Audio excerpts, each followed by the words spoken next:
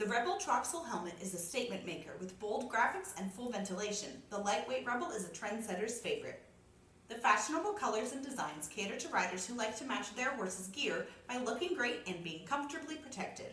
With built-in comfort features like the SureFit Pro system that adjusts the shape of your head, you'll see why this helmet has become a favorite. Check it out at troxelhelmets.com.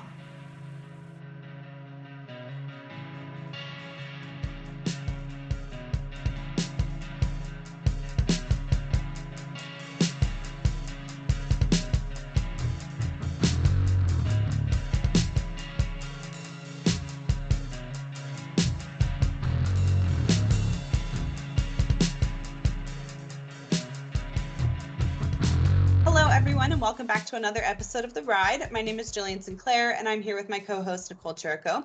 Today's guest is Kathryn Kope, who is a multiple carded judge and an AQHA and APHA professional horseman. Kathryn has judged all over the country in many different breeds and disciplines, but today we want to talk about her experience with judging in Europe. We actually go really far back. She's kind of the reason that my family got into horses so many years ago, and I probably honestly wouldn't be working at Horse and Rider if we hadn't met. You hadn't, started my sister and I riding. So it's an honor to have you on here. I'm so excited to talk to you. Why don't you kind of start with introducing yourself and tell us a little bit about your career and your horse life? Thank you, Jillian. It has been a long time, as we were just saying, probably 25 years since we met, and I have a daughter that's your age.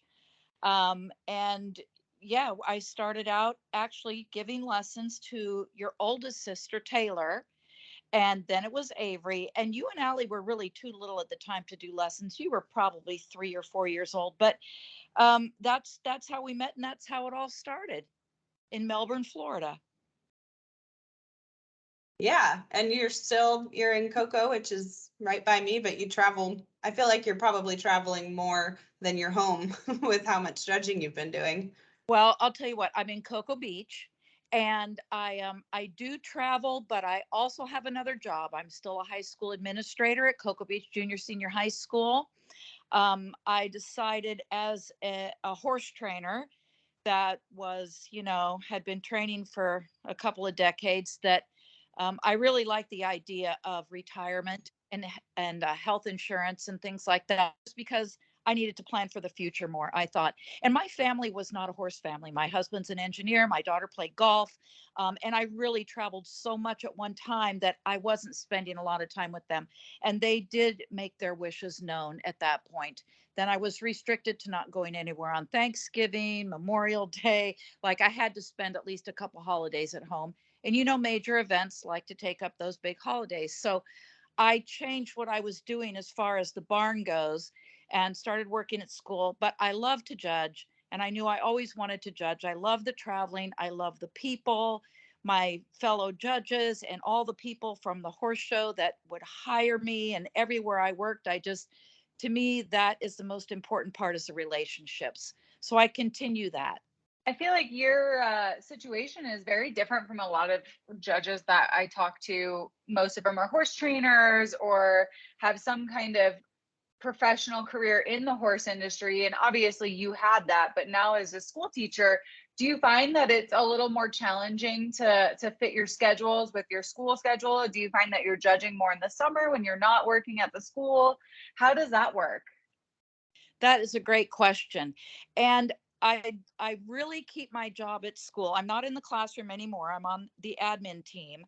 So I have a lot of different varied duties, but with working for a school district, I have a lot of sick days. I have a lot of holidays that are paid. I do have some of the time in the summer off. I don't have summer off exactly. I have a couple of weeks. But my principal allows me to put days together, use my flex time, use my sick days. I also get days off that are vacation days. So he lets me put all those things together and make it work. Like this year, I was asked to judge the Pinot World. Well, that's 14 days. So I took off one of the days that I was supposed to work, and traded it in for a vacation week. I mean, I can make it work. I can always make it happen. So to me, that's easier, because when you have a barn and you run a barn and you need to be there every day, you really can't go all that much. The horse trainers, I think, are more stymied than I am. I have a lot more flexibility in my schedule without having a barn. True. You don't have a bunch of 2-year-olds that are sitting in stalls just building up energy and excitement because you're gone. Absolutely not. And you know, in the last couple of years that I had a barn, I didn't take any twos. They're too much work. I take them when they're 3 or and you know, my biggest forte was always the lessons. And I made my livelihood from lessons for many, many, many decades. Um, and giving lessons is a real art. And a lot of horse trainers don't like to do that part of it. I took a lot of kids from an open horse show or a 4-H horse show and gave them the skill that it takes to show at a breed show. And luckily, people would trust me, and we would buy horses that they could elevate to the next level. And that is it's still a real problem in the horse industry, is getting those kids to the next level. And that takes a real talent that a lot of horse trainers just they don't like. It's hard work to describe to somebody by feel how to accomplish what you're talking about, and have them gain that skill so that they can do it for themselves. There's not a lot of people out there that have that um, will or want or talent to do those kind of lessons. But that was kind of my niche for a long time. I love to hear that, because I, like you mentioned, like that's a really big problem in our industry where we're not finding ways to get these people who are not involved in the horse industry to begin with, getting them into it. Because you're right, so many horse trainers, they only want horses in training, you know, that you can go to horse shows. They don't want to teach somebody the very bare basics of, you know, how to pick a horse's foot, or, you know, even just where to stand and lead one. And so I love hearing that that was a really big part of your career, because we need more of it. Was it always like, had you always had that feeling of, I love to teach lessons like this? Did you learn to love it? Like, was that kind of your career move at the beginning of your horse training career, is that you wanted to do that kind of focus? You know what? It was more of a necessity. But that's a really good question too. I love your questions. It was more of a necessity. I really wasn't the person that started the kids out with picking the hooves and doing the grooming and that. My friend Sandy Curl, she is a master at that. She takes them when they're tiny, tiny kids, 3 years old, and she will teach them all those kind of basic things. Mine was kind of the next step.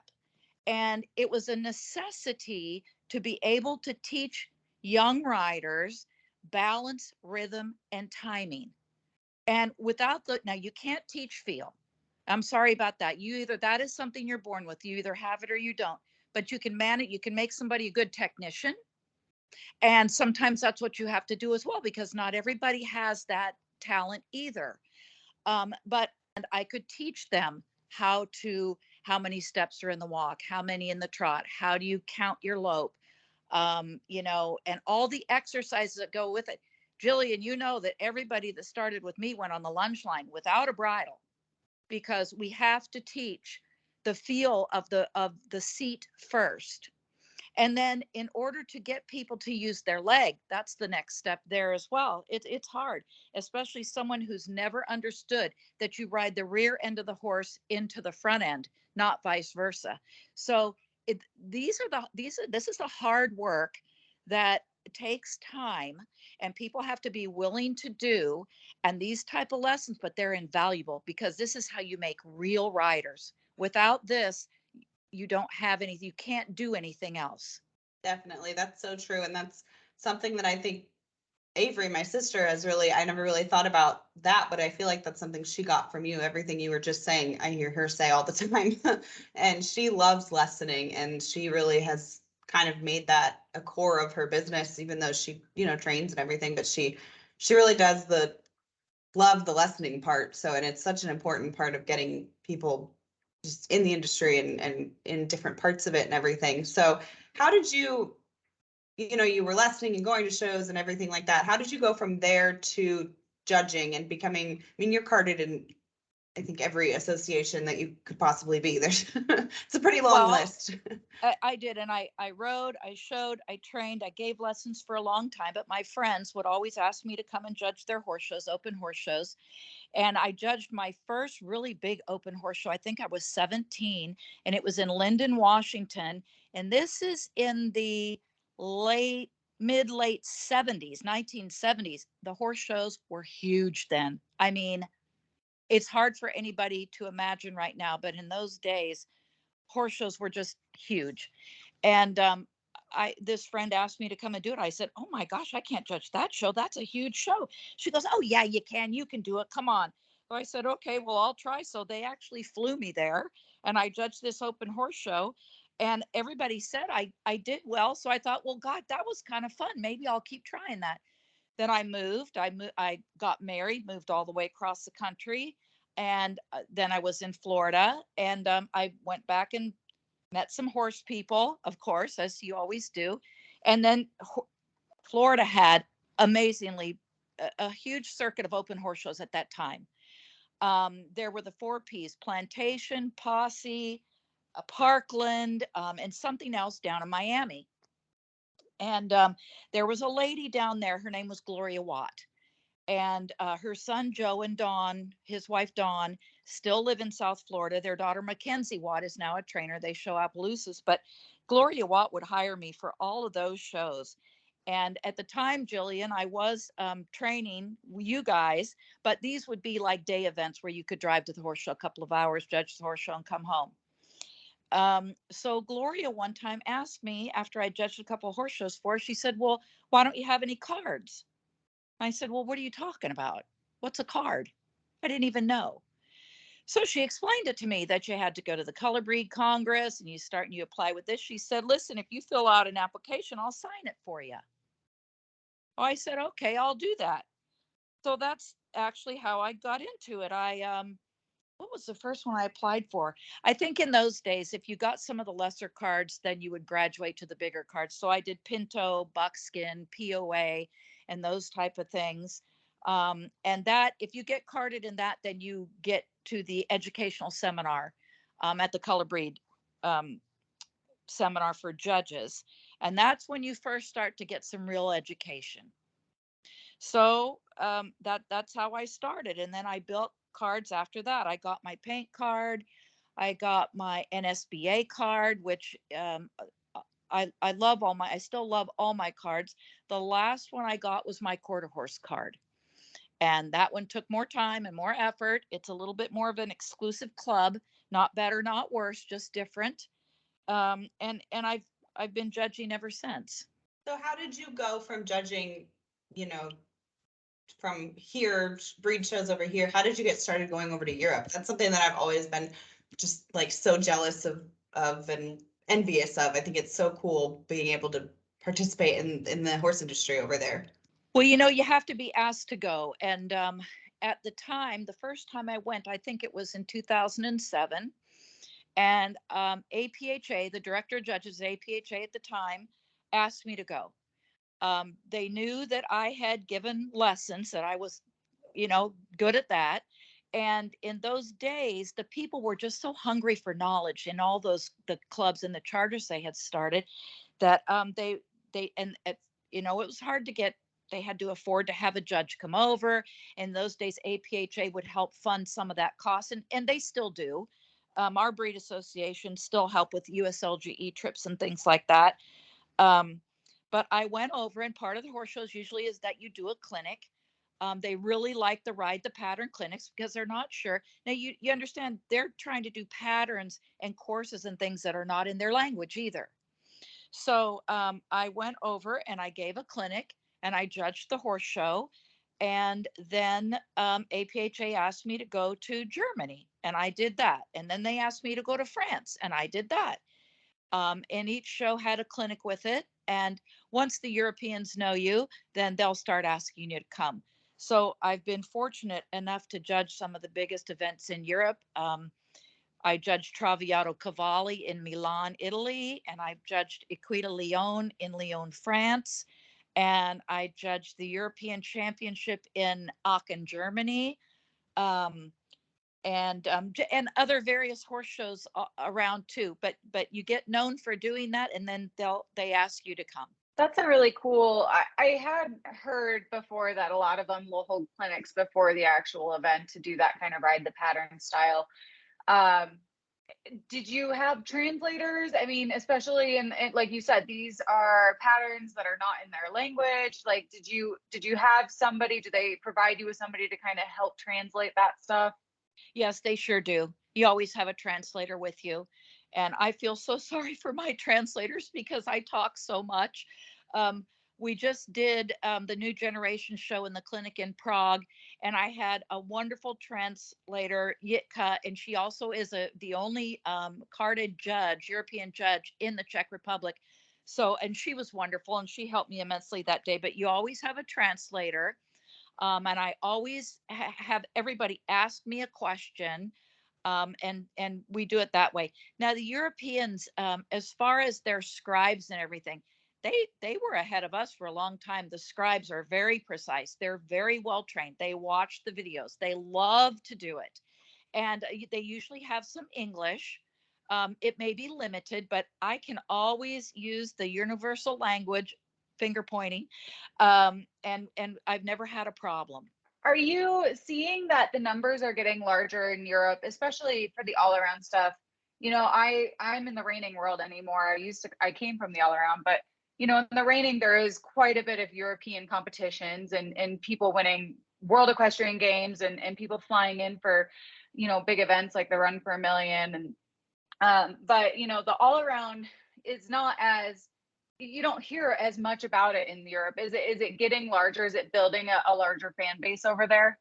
You know, reining has been big in Europe for a long, long time, and as I mean, they just have fantastic reining events, and yes, a lot of those people buy fabulous horses, and they bring them to the States and show. The breed shows are a little bit different. There is a big following for those, but in certain countries, it's different breeds. Like in the Czech Republic, they have 3,000 quarter horses there, but nobody shows quarter horses. They all show paints, and they it's about the people, it's about who puts on the horse shows. You know, the gal that does the shows over there for paints, draws a Kozaboka, she and Lenka Rolova, those girls that run a huge paint horse show. They also have the quarter horse classes, the Appaloosa classes in with that, but they don't have any leadership there in that country for the quarter horse shows. Now if you're going to go to Germany though, or Italy, now you're going to have big quarter horse shows because of who they have good leadership there for their clubs. And so that's important too, is who's running the show. I know in Prague, they also told me that a lot of those people couldn't really afford to buy the quarter horses that they would need to show to go to a different country. They aren't quite at that level. They find the paints much more affordable and the Appaloosas. So that's really where they are. I think that income kind of drives some of that as well, and popularity in different breeds in different countries. So interesting. I never really thought about how the different breeds and things work. It's kind of similar to over here, you know, each state club, you know, if you don't have a good state club, then their shows are going to be either non-existent or small, and so it all comes down to who's running the shows. That's super interesting. I never thought about that on a European level. So what about the quality of the horses? I've kind of always heard that they're like a few years behind us when it comes to, like, I don't know, trends and fashion and horse quality and things like that. Is that true, or what is it? What is that really like?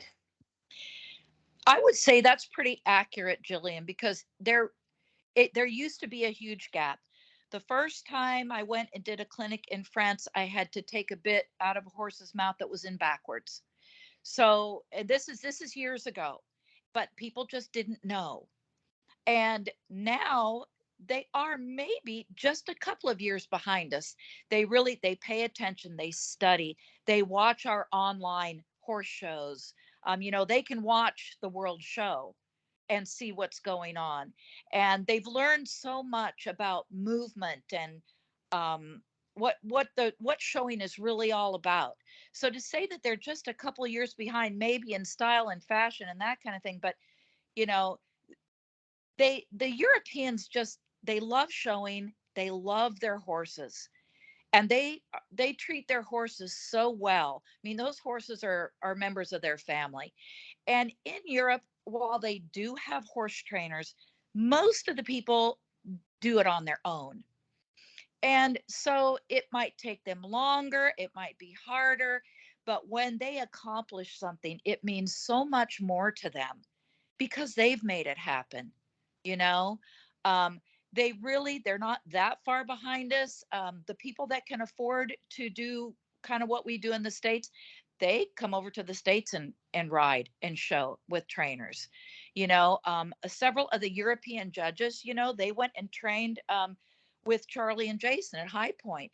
They're very educated horse trainers. Nichole and Matteo Sala in Italy, Francesco Bossi. These are fabulous horsemen, but they don't reach everybody in Europe because people just aren't at that level with a horse trainer yet. Some of them are from very remote places, and they have to be a do-it-yourselfer. So that's very alive and well in Europe. I also think that with, technology and the internet and, all of this, it's a lot, it's a lot easier to know what the trends are and to stay up to date on that, even though we are, across the ocean from each other. Is we have, stuff like Horse and Rider on Demand, our video platform, and, the websites, and everybody's on Instagram, it's a lot easier to keep up with what those trends are going to be, or what they're becoming. And if that's important to you, then you can, keep up with that. But you're right. There's so many fantastic European riders. I mean, like I said, I've been in the reining world, so there's a million fantastic European riders, and they are wonderful to work with.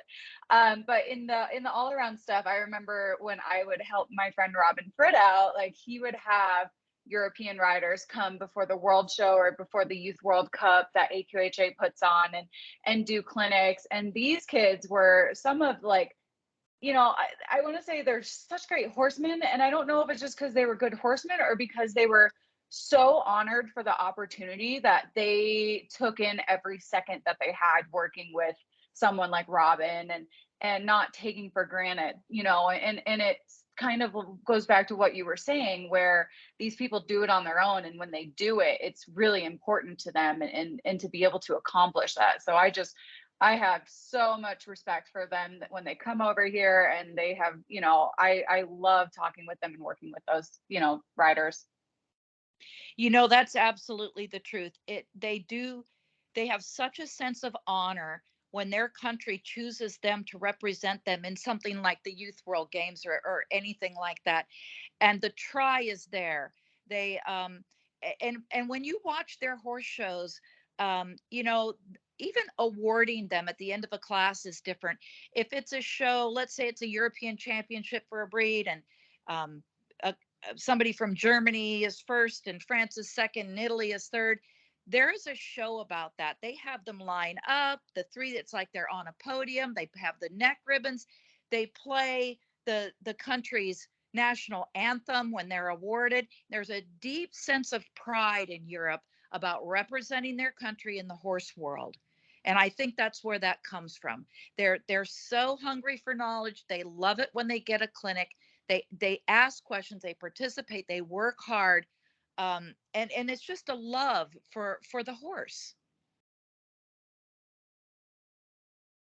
That was something that I noticed, which is, it's a little bit of a different situation, but when I was down working in Wellington for dressage and the hunter jumper, and that with riders from different countries, just how much pride that they had for their country, and it was kind of different than what I was used to, where it's almost like a game for yourself, not for, you're not really representing anyone else when you're competing at a horse show.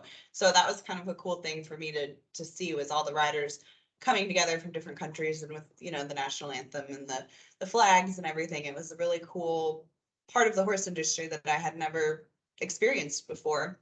So when you're judging in a European show, is there anything different that you are looking for when you're judging than you would in at an American show, or is it just, it's the same rule book, the same everything, like you would judge it the same as you would as a show over here? You absolutely do, because you're still judging for your association by that association's rule book. It would be like in your reining, if you said, well, I'm going to Europe, so I'm not going to judge them so hard. We don't do that. The rule book is the rule book, the class is the class. And even if the scores are a little bit lower, maybe in some cases, it still works out, because that's what our scoring systems are for. So we look for exactly the same thing. We run the show exactly the same way. No difference. Now, one other thing I will point out is, while they do have a love for their horses and their country and love to represent their country, another thing that they've been ahead of us on is participating in NSBA classes. The Europeans, the NSBA has been present in Europe for a while as well. And those are the biggest classes at the horse show. If you have a horse show that is quarter, app, paint, and there's NSBA classes, those classes are the biggest class at the horse show. And the Europeans love to show together because the classes are bigger. So NSBA is also predominant there, and has, even I think in Sweden, I judged an NSBA championship one time in Sweden. The people love it. They love it to show together too, some of the time. I think that's what makes NSBA so special, is that, you don't really get that in the breed shows, where you can compete against paint riders versus appy riders versus quarter horse riders. And I might be a little biased because I came from Diane Epper's barn, so I was around when they did the start of the NSBA world and all of that, and seeing that come to what it is today is really cool. But I didn't realize that it was so big in Europe, and that makes me so excited to hear. And I think that's almost the same here in the States, though. Is I know so many people who just love the NSBA World Show and those events, and it's for that reason, is because you can come together and ride with people that you wouldn't necessarily see at the quarter horse shows. Well, that's one of the reasons I think the NSBA is just really going to rocket ship here, because they're inclusive. I was lucky enough to judge the first championship show at WEC last year in the over fence division and sit with USCF judges. And what a wonderful time that was, judging that show. And I even got to learn a lot from sitting there and judging the way that USCF judges do it. They converse a little bit, and that's allowed. It doesn't change their card often, but over fence judges, they are allowed to say something. So, and I felt that was so refreshing, when we're so a lot of times restricted. I'll be back there this year again, judging a different division, but NSBA card, I am a category 1 judge, and I've always been very proud of that. It is one of my favorite cards. I love the association. I think Stephanie Lynn is great. And I'm a big Diane Epper's fan too. She was a champion of mine for a while, and I appreciate her very much as well. She was tough on me. I actually was in Brad and Valerie's side of the barn, but she was always there, and she made sure that I grew up right. Yes, that's great. And I judged the paint world one year with Brad Kearns, and I have a lot of respect for him too. He's a great horseman. We love Brad. He was on the podcast not too long ago. But that's really cool about the USCF. I didn't realize that the judges can converse with each other. So is this like, while the class is going on, do they have to wait until they've already signed their cards and then they can talk about it? Or they can kind of look at each other and be like, was that a penalty? Was that okay? Like, what are they talking about? Well, conversing is always done after the class.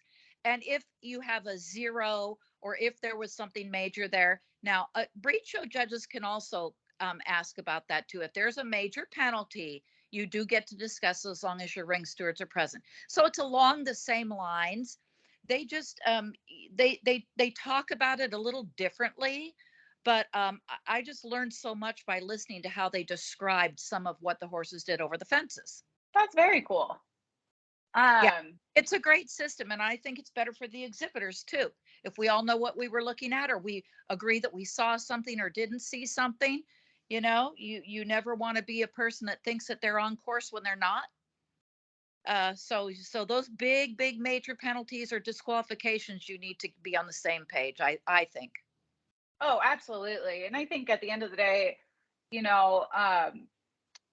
the all around stuff, especially the pattern stuff like showmanship and horsemanship, they're transitioning over to more of a, scored event. When I was riding as a youth kid, I could be first place and I could be last place and nobody would tell me why. There was no rhyme or reason. It was they didn't like your style. They caught maybe you did something that you shouldn't have and the other judge didn't, whatever. But with the we've transitioned over to a scoring system for the showmanship and the horsemanship, and obviously the trail and the Western riding have always had that, and the reining. And but I think that's really helped us understand why judges are scoring us the way that we are. Have you found that that's made your job a little easier, having that scoring system and being able to explain where you got your decision from? Well, I've always had a scoring system. When I first started judging open shows, and this is a long time ago now, girls, but we didn't have score sheets.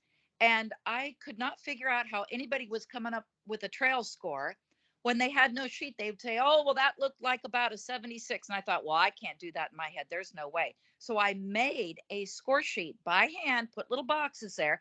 And this is in the days when each obstacle was scored on a 0 to 10 point basis. So I made my own in the early days. Now we've gone through all kinds of different scoring systems. There was the 0 to 20 days when you would, have kind of an area and put that in. I would always make a note so I had something. But you're right. And there were judges that didn't pay that kind of attention to those, or anybody can miss something too, guys. You look down to write one little thing down, and something can happen and you'll miss it. Now everything is a scored event, except for pleasure and under saddle, just about. And it's a huge job now for our scribes. The scribe job is now just almost as important. You can't use some of these systems without a scribe. So in Europe, the scribes are very good. They train, they watch the videos. We do still end up at horse shows sometimes, and this happens in the States too, where you're not provided with a scribe. Then I tell people, okay, I can do it because I can do anything. I can use any scoring system that you want me to learn. I've learned new ones every year, every couple of years for a long time now, but I will be able to watch about half your run, because if I have to score this with 10 maneuvers, then I'm constantly going to be looking at this sheet. So I love the scoring systems. I always did it that way. My number always stood for itself. I didn't need to adjust it. The one thing I think is different now is you don't really keep a feel for your class anymore. And Charlene Carter and I have talked about this a lot, but we used to run our own score sheet, and you can see if you had one maybe at a 75 and one was 74 and a half, but you really didn't like that one better, you could make an adjustment there. Now, and especially using the iPad system, your number is your number, and that's it. And you don't have a feel for, if you have two that were really high, and the first, you're just not, it's just not that feel for the class anymore, which it's exhibitor driven. This is what the exhibitors have asked us for. So this is now what we have. For me, I'm fine with it. And let's say tomorrow that AQHA and APHA change the scoring system again, which they're going to tweak it again this year a little bit. We just learn the new one. I don't even worry about it. I just do what I'm told, and because that's our system. So it is. Yeah, I get what you're saying, where like you had somebody that was really close together, but maybe one had a nice overall presentation that was just this much better, that you were like, that's my winner. But now it doesn't matter because you've scored them. It is what it is. It doesn't matter if you personally thought like, okay, they were pretty close in their pattern, but this one just had something a little special about their presentation or whatever it might be. And but you're Right. so right Now about the scribes. you can adjust your F&E for that. Oh, If good. you get down and they say, well, look, these two are really close or these are tied. And if you did like that presentation just a little bit better, and that's another great question, Nichole, I'm glad you asked that one too, because that's where I would adjust that, is in my F&E. Okay. That's great. But you were talking about the scribes and how important they are. I would imagine I've scribed. I am not a good scribe. I'm not going to pretend like it is my passion in life, but I have learned so much scribing, and you really learn that, like, sitting on the outside of the arena is all fun and dandy, and you can judge and you can complain about how the judges are scoring and this and that, but when you sit in the middle of that arena, it's very different. And I think a lot of people could learn from scribing and sitting with a judge and seeing their perspective and what they're doing. It totally is. And some of my mid-level clinics, that is what I have everybody do. They come and sit with me and scribe while somebody does a trail go. Matter of fact, I did one at Dubin Farms one time. Avery rode in that one, and we did have everybody come and sit, and everybody had a score sheet. And, a lot of people, even if they ride and show, they really don't know what the judge is looking for, the way we have to score that class, and how big a penalty something is, how many points that is, if you can recover from it or not, because, picking up a 3 is different than picking up a penalty 1, and how to stay out of the penalty box. So that is such a great education for people to know really what we have to do, because we don't have liberty anymore. We can evaluate the quality, but we have to stick to what those penalties are. Well, and I think even just like the idea of like you can +1.5 a maneuver, but then still have a -0.5 penalty in there or something, or +1 maneuver and then -0.5, whatever. You can. And I actually like to do that, because if I even have just a small little tick, but let's say that big loping fan had 8 poles in it, and I had one little tick, but that horse was beautiful across the top of the rest of it, I might have a penalty half and a plus half. And I can still do that, because I would have had it a +1 had maybe I not had that tick. So I'm going to reduce it a little bit, but I'm still going to give it credit because it was good. Yeah, that's something that one of my favorite things to do after a show is going, if you can, going and looking at the score sheets. I feel like it tells you so much that you didn't really realize, like, before, when you were competing, and then you go look at it, and it's like, oh, that makes sense of why I was, this place, because I did this, and this. Like, Avery will make everyone go up and like take a picture of their scorecards and send it to her. So then she goes over it with everyone. And I think it's great that shows are starting to let exhibitors see those, because I think it's really important, and it's such a big part of the, the show now. It's pretty much all of it. Do you like the iPad digital scoring as like moving away from paper, or is that been a difficult transition? No, I love it. I've always been very techie. When I was in the classroom at school, I was a technology teacher, so none of that's ever bothered me. I love the speed of it, with the scores that go right in, and you have the results immediately. It also is easier on the scribe when they're not sitting. It really, I think it eases it up. So I like all the different scoring systems there, or the iPad software systems, I should say. I know a couple of our different horse show management companies use different ones, but they all seem to get the job done. And again, those scoring systems, Jillian, as you were talking about, going back and looking at where you had penalties or where you did well, that should tell the story. That score sheet should tell the story of your run, and it should accurately depict why that number was arrived at and what happened throughout the go. Definitely. Are you finding that a lot of shows are putting those out? I know, like at the Pinto World, they a few years ago started putting those online for everyone to see, and everyone has loved being able to see those at the World Show. Have you found that other associations and shows are giving those out more? Well, each breed association has their rules about turning in score sheets. In AQHA, you turn in all your score sheets.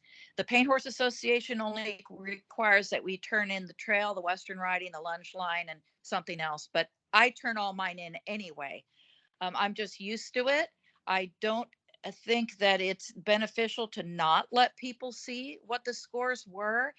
I'm not sure why we ever hid them from anyone in the first place. Up until even recently, I'd say in the last 10 years, judges weren't required to use a score sheet. So all those things keep evolving and changing. Well, it's true. They keep evolving and changing. And now, even in some associations, we have suggested score sheets, not required, or you have a variety. Let's say, for instance, in the Appaloosa Horse Club, you have a couple of different hunter in hand score sheets that you're allowed to choose from which one that you want to use or not. So each association has their own rules about their score sheets. I'm a big fan of just turning them in. I'm just used to it. I turn all mine in. Well, I think as an exhibitor, that's how you learn, right? I mean, like, yes, you have horse trainers and you can watch videos, but at the end of the day, knowing what the judge was thinking and why they scored you the way that they did is the best way that you can learn from that experience. So yeah, I'm all for the score sheets, and I love and I appreciate when judges do turn those score sheets in, even if they are not required to. Because you're right, even 12, I don't know, my last world show was in 2011, and those score sheets, I didn't get a score sheet for my showmanship finals pattern. Right. I never knew how I did, and you know, those days are gone. yeah, and Yeah. I'm so glad, because there were so many times where I did not know why I scored a way I did, where I was first on one card and I was 13th on another, and I was, you know, here, and now it's like you can kind of know, and I appreciate it. But also, again, I've been living in the reining world where everything's scored, and everybody loves scores in the reining, and they love looking at score sheets. So now I'm just very into it. Yeah, and they absolutely do. And that method, their method, has been tried and true for decades. And while it wouldn't work for every class, they really set the industry standard for what we need to be doing in our scoring systems. They really did. Um, and like I said, every time we get a new score sheet or they tweak a system, the judge is required to go ahead and learn that. And it really, I embrace it because I just think it needs to be better. And what we were doing with the old 0 to 20, why you were first on one card and you got the gate on the other, my word, that would ruin a horse show. So that is what sparked all of this evolution in score sheets, was exactly what you described as to not knowing why you weren't used well. This has all been exhibitor driven, and rightly so. Well, let's talk about, you've mentioned quite a few times the educational side of it. AQHA and APHA, and I'm sure several other breed associations all have educational seminars for their judges. Every year they go over video and talk about learning the new score sheets and what they're looking for, what you should be penalizing, what you should be, you know, scoring. And can you kind of talk about that? Because I know a lot of people who have said that's been really educational too. It's just sitting in there in those kind of situations and in classrooms essentially, and learning that way. Right. Well, each association does have their requirement for judges on how they're going to recertify. For AQHA, we do it every year. For the other associations, we have to go once every 3 years. But now also you can purchase AQHU and Horse IQ from APHA, and that's open to anybody who wants to purchase the exhibitor side of that. And that's a great educational tool as well. I agree. There are so many different platforms now, and I've scribed a few times, and probably one of the most stressful jobs I've ever had. But I learned so much. I was not expecting that going into it, and then I have, it's the most that I've ever learned from in a very short amount of time.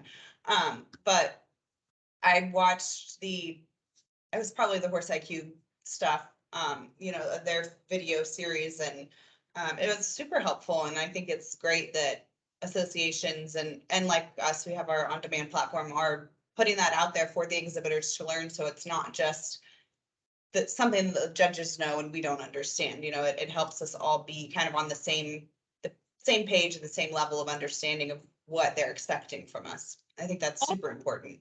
Right. And all of this education and communication has come such a long way. When I first started showing and first started training horses back in the Jurassic era, nobody would tell you anything.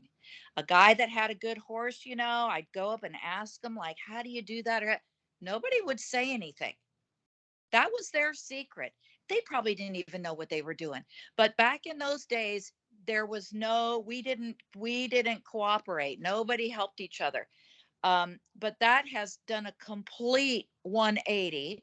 And now there's all this out here. A lot of trainers work together. Some people have multiple trainers, a trainer for showmanship, a trainer for the act. And we see this, we see all this cooperation now. It certainly didn't start out that way, guys.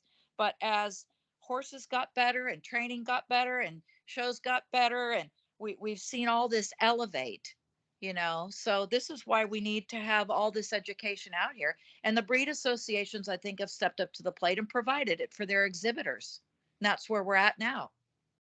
I would even say the trainers are going to other trainers to get help. I was talking to somebody at the Run for a Million, and they live here in Colorado, and they do very well in the show pen, but they were like, yeah, I'm taking a load of horses to Arizona so I can ride with so and so for a week because I want to learn how they stop their horses and get this out of them, or whatever it is. And yeah, you're right. I love the communication, the education.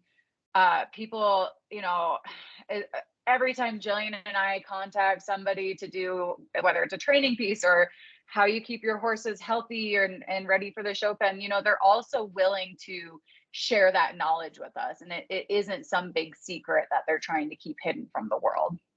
Right. We've come a long way in that aspect. Now the sharing of information is worldwide. And a lot of it is the online, the technology that we have now. We have so much more access to it. But you're right. If I need help with something, we did it on a little smaller level. The trainers in Florida, anyway, when I had a training barn, I went down to Dubin Farms, and we would go down there and ride. And we started doing that. And this is 20 years ago, but it's at a whole new level now as well. They load up the horses and go to somebody else's barn and they figure it out. And nobody's ashamed to do that anymore. Definitely. And I think as a rider and an exhibitor, I'm kind of in a different situation since my sister is my horse trainer, but she has always encouraged me and everyone else in her barn to go and ride with whoever you can. If you want to take a lesson with another horse trainer, like that's not offensive. That's just another way to learn. And everyone has a different way of doing things, and learning from everyone is, you should take advantage of that opportunity. So that's something that I've always tried to do, is if I have the chance to ride with someone and learn from them, then I will. And that's something that I really love about this job, is that I get to talk to trainers of all different disciplines and everything, and learn from them, and then write about it and help other people learn about it. And it's just been such a cool part of the job, is getting to know how other trainers work and things that they do. And I've learned a lot just from doing that for myself, for riding. So yeah, it's definitely a different part of the industry now, but I'm really glad that it's kind of expanding and becoming such an important part of it. And I agree with that too. And I would say, I don't think that people are quite as possessive over their clients or customers as maybe they used to be. It's more, and I know that this will help you, so yeah, let's go do this. But it probably started back in the day when somebody had to have that many horses in the barn and give that many lessons in order to make the lease payment and pay the power bill. So there's probably still that level of it too. But we've elevated so much, and when you have a trainer that's willing to take a load of horses down to another trainer to get help, you're competing at the highest level. And it does take a village there as well.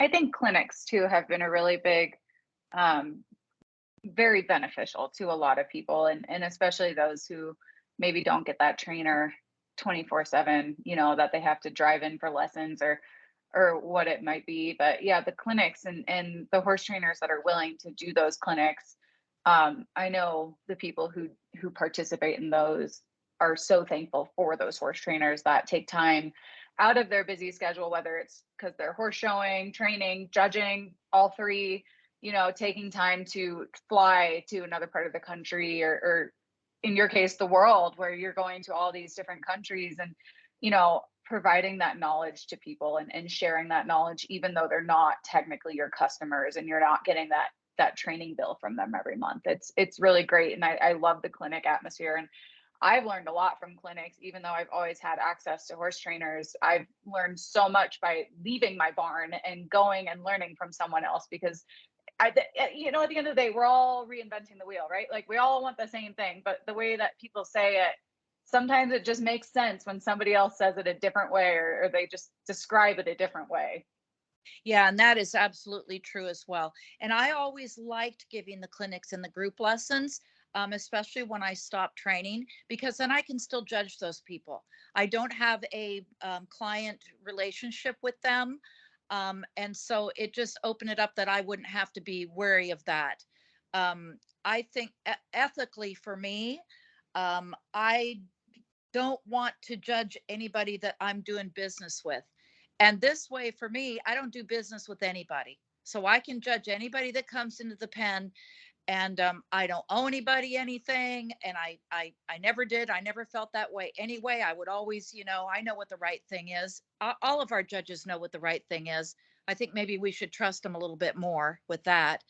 But it kept me out of having to have any conflicts. So I would rather do it that way.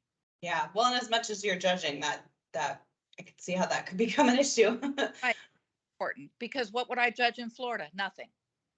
Right. And I'm very needed in Florida, so that always, it worked out in my favor not to have a barn full of customers and horses.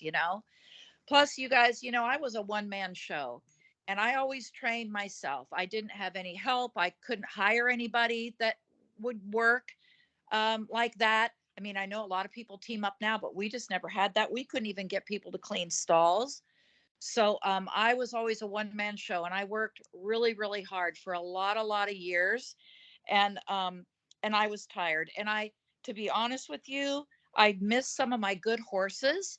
I still have all of my great people that I still love, so I don't miss any of that. I don't miss any of that hard work. I don't miss Christmas morning, 4 o'clock, and going out to the barn and doing that before I could come home and watch my daughter open her gifts. I really don't. So I'm still involved in the industry. I just do it in a little bit different way.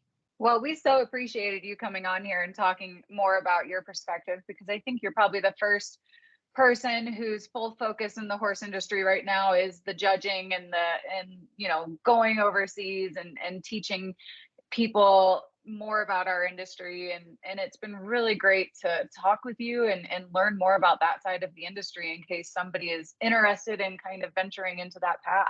Well, that's great. I sure appreciate the opportunity, girls. I've loved meeting you, Nichole, and talking with you again, Jillian.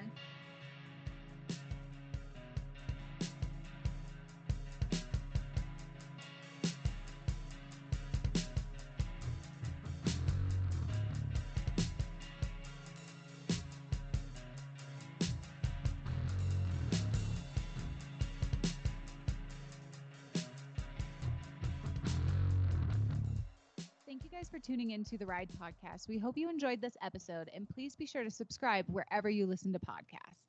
Follow Horse and Rider Magazine on social media and find us at horseandrider.com. If you guys have any questions or comments, please be sure to hit us up at horseandrider@equinenetwork.com. We want to hear from you guys. And if you like what you're listening to, be sure to leave us a review on iTunes.